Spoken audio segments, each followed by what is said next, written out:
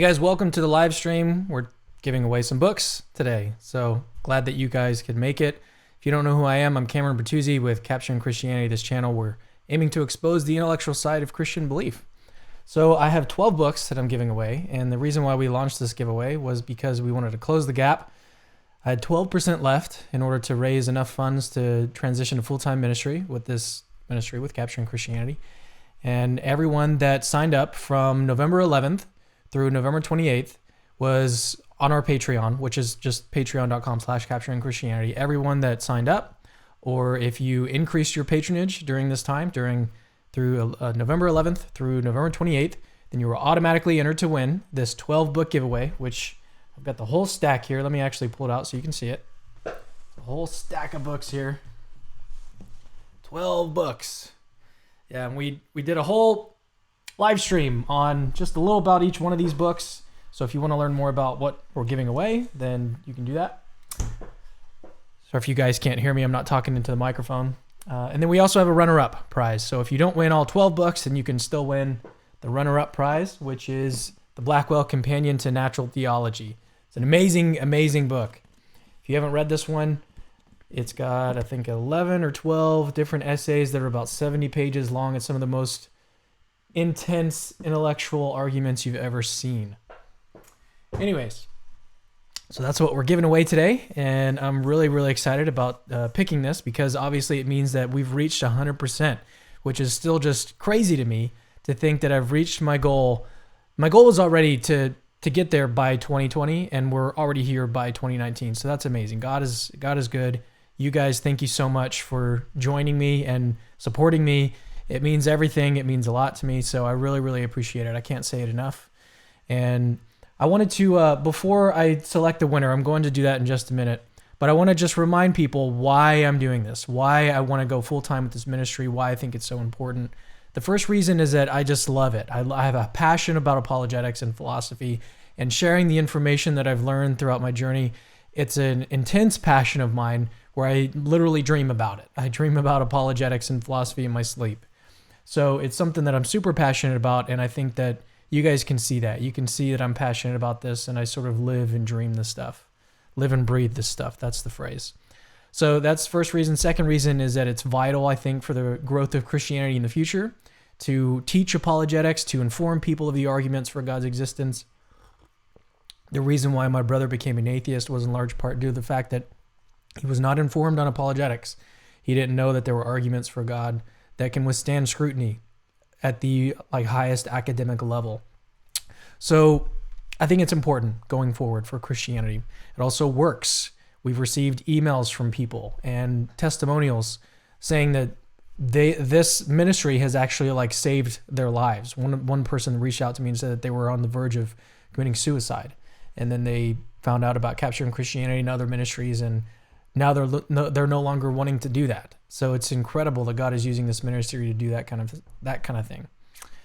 So I've learned with this is another reason why I want to continue doing this. I've learned that with ministries like Reasonable Faith, Cross-Examined, and Stand to Reason, a lot of these apologetics ministries, even though they're doing a lot of great work, there's a lot of great work that needs to be done. One of the things that I think we do, Capturing Christianity does, that a lot of other ministries don't do, is that I pull in guys who are literally in the field, academics, philosophers, who no one's really ever heard about outside of these academic circles. No one in the popular sphere knows about these guys, and I'm bringing them, giving them a platform so we can all benefit from their ideas. Instead of just letting them sit and reading papers to each other and critiquing them, I want to bring them and give them a platform so that everybody can benefit. YouTube is also sort of an untapped market right now. It's slowly growing to the fact where, Christian apologists are starting to enter YouTube, I think, more consistently now. So it's not necessarily an untapped market as of now, but I think it was, and it still sort of mostly leans atheist. The majority of YouTubers in this space are atheists. You have Cosmic Skeptic, Rationality Rules, Genetically Modified Skeptic. These guys all have over 200,000 subscribers. And I think there's only one or two Christian apologists that are even close to that. So you have David Wood. He's at 400,000. He actually beats all of them. but the focus of his ministry is toward Muslims. And anyways, it's just important to, I think, support ministries like this.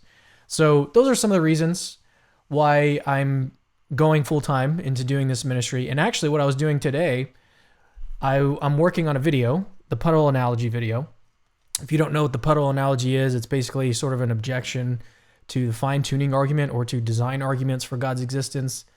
And I'm breaking that analogy down. It's actually one of the things that is most cited by atheists online, at least atheists on YouTube.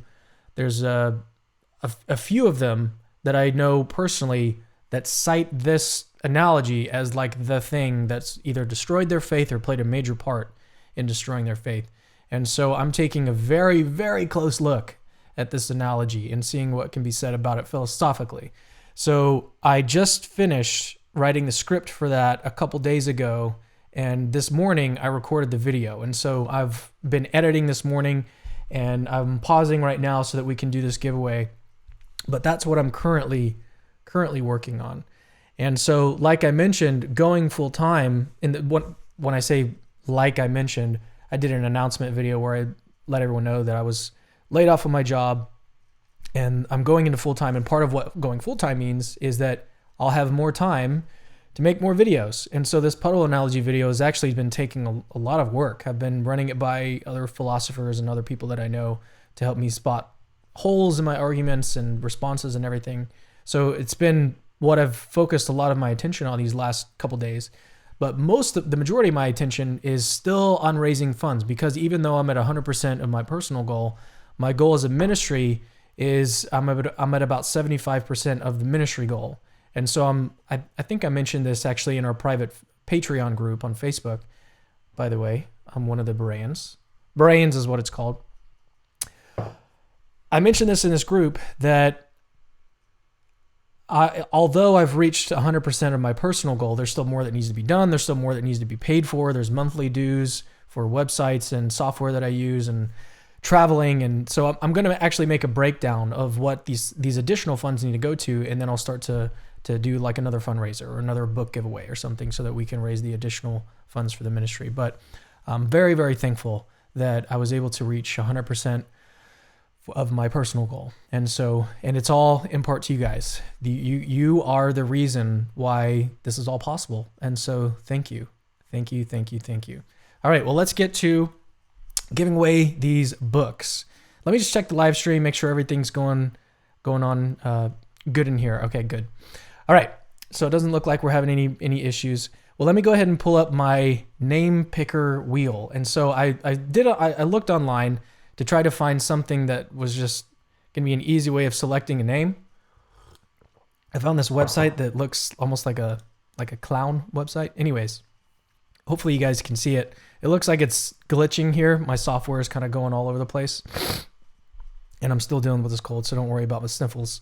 But this, I don't know what's happening. It's like going in and out.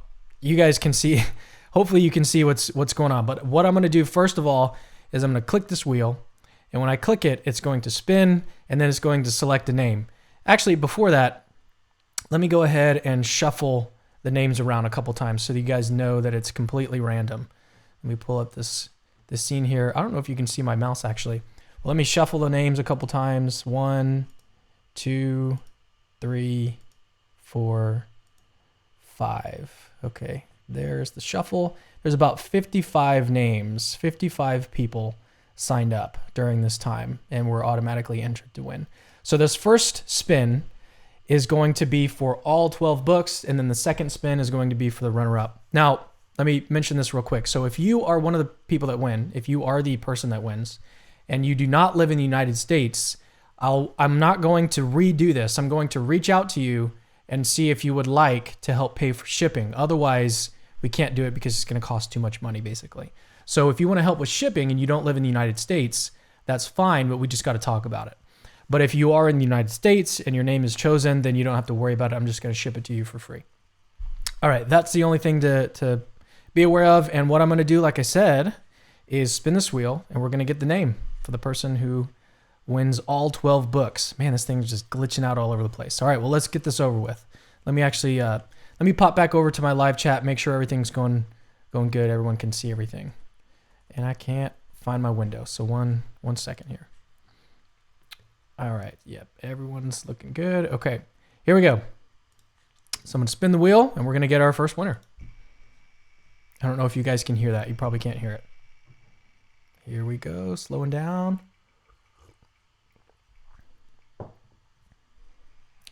All right, Andrew, you won all 12 books. And actually, Andrew, he didn't have his last name on here, but I do have his last name and email in my Patreon account. So I'm going to reach out to Andrew. Sorry if you didn't win, but Andrew, congratulations. You've won all 12 books. And Andrew, you know who you are because you signed up on Patreon. I don't think we have many Andrews anyways, but I do have your email. So I'm going to be reaching out to you by email and let you know. If you're in the live chat, then hey, let everyone know that you won. But thanks everyone for supporting me on Patreon and doing this. It's not all about just winning books and doing that kind of thing. You know, it's all about God and ministry and all that good stuff. So this is just sort of a fun thing that we get to do with it. But all right, so that was the first name. Congratulations, Andrew, again. And also like rejoice with those who win. You know, rejoice with those who are rejoicing. Okay, so there's the first one. So thank you guys again for entering this and supporting me. It's amazing. All right, so let's find out who is the runner-up. Who's going to win the Blackwell Companion to Natural Theology? Let's spin this guy again.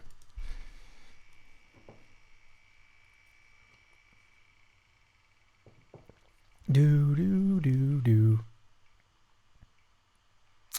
Logan Meyer. Check that out. So Logan, he actually goes by Zelda on Patreon, I believe. So Logan, congratulations, buddy. You've done it. You've won. You were the runner-up. I'll be shipping this to you. All right, let me put this over here. So congratulations to Andrew and Logan Meyer. That's awesome. Let me pull up my screen here. Logan Paul. Congrats, Andrew. Congrats, Logan. That is so cool. All right, let me pop over back here so you can see this camera full screen. So why don't we do just a little Q&A? If you guys in the live chat have any questions for me, let me know. I think we can go for another 10 to 15 minutes. I would like to hop back over and start doing puddle analogy, start editing that video down again. But if you guys have any questions for me, feel free to ask. I'll stick around for another 10, 15 minutes and we can just hang out and have a good time. So what's everybody doing? What do you guys, I was going to say, what do you have planned for the weekend, but it's Monday. So, while we're waiting for questions to come in, I can at least mention that we have a few live streams coming up pretty soon here. A lot of them are starting next week, actually. So let me pull up my video here. All right, so we have a Molinism debate on the 16th, which I think is next Monday, right? Yeah, today is the 9th. So on the 16th, which is a week from today at around 2:00 p.m., I have a Molinism debate between Kirk McGregor and Alex Malpass. That one should be really cool. I have another interview on Thursday of next week, entitled A New Solution to the Problem of Evil by a guy named Justin Mooney. Justin Mooney, he's a PhD student right now, but I actually interviewed him on my podcast on a new cumulative case for theism, and it was based on another paper he wrote, which was really good, really interesting. So I'm really excited about this interview. He wrote a paper on basically if God should allow us to suffer, and he provides a different kind of solution to the problem of evil, which is really interesting. So I want to interview him about that. So then we have the debate between Dr. Ed Fazer and Graham Oppie, which is actually a sort of a part 2 of a debate that they did back in July. And so I reached back out to them at the prompting of many of you guys who were constantly asking me, when is part 2 going to come out? When is part 2 going to come out? And so I finally emailed them and we set a date, and that is when we're going to be doing part 2. It's on February 6th of 2020 at 8 p.m. So be part of that. We're still working on format and timing and everything. But yeah, the next one is a debate, and actually I have more stuff lined up, but this is just the stuff that I have coming up sort of already in my system.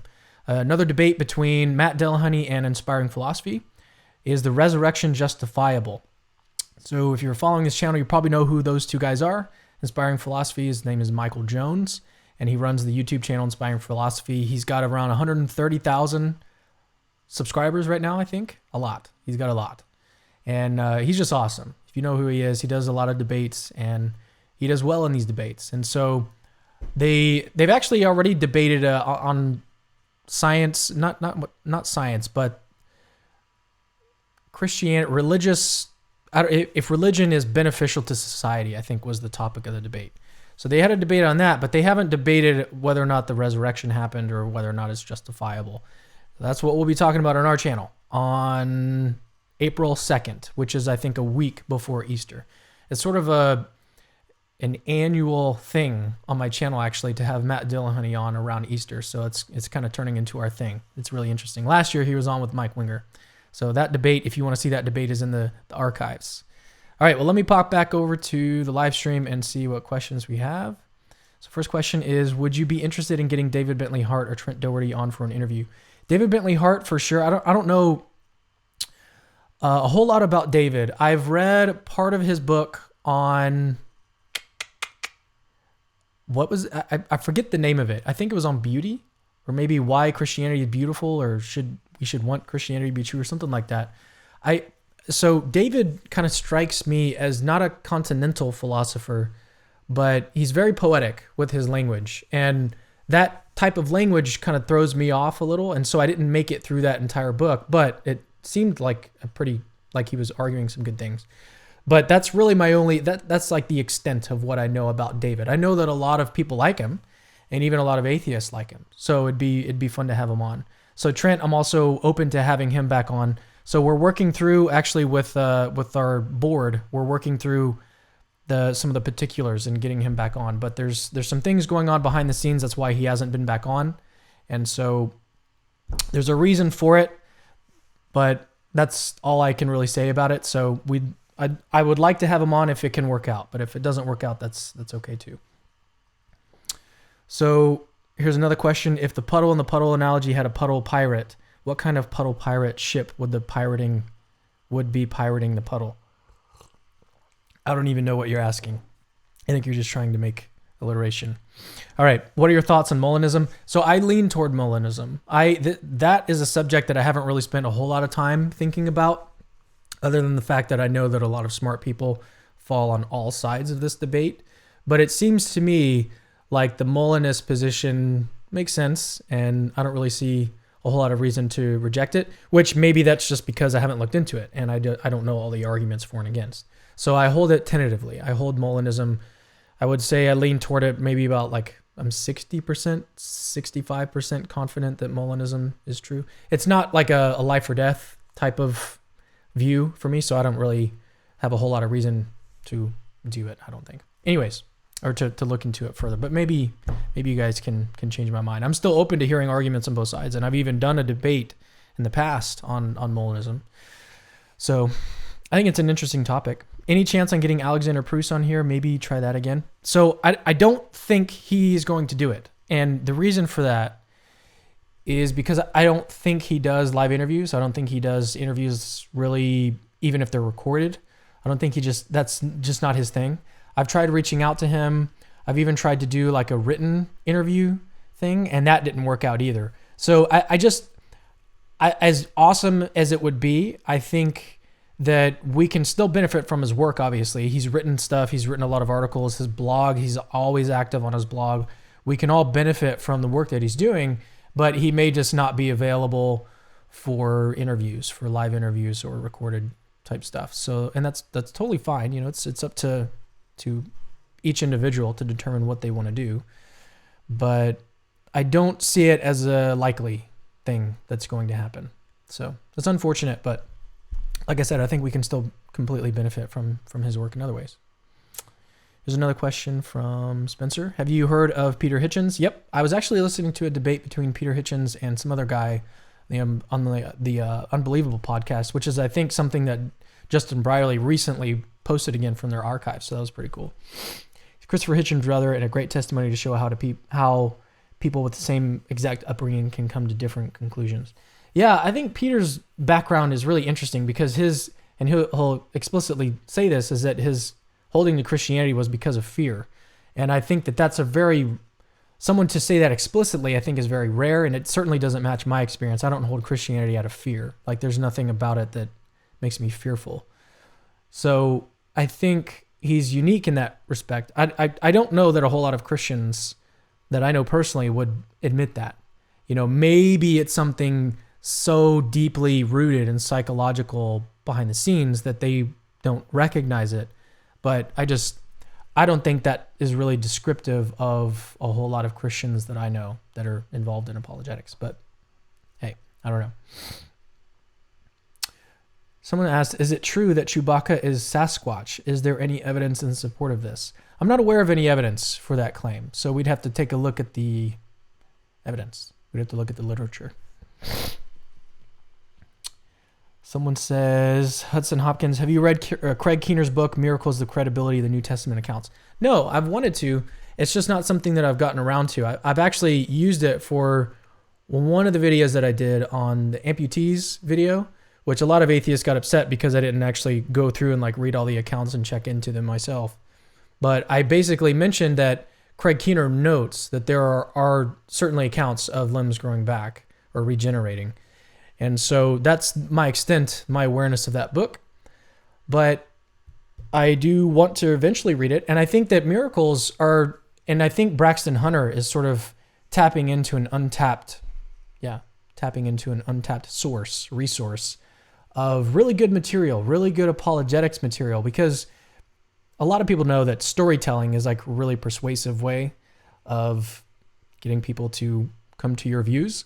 So if you can tell a story, and miracles usually involve stories, storytelling a miracle has a sort of persuasiveness that just giving an argument for God's existence is not necessarily going to have.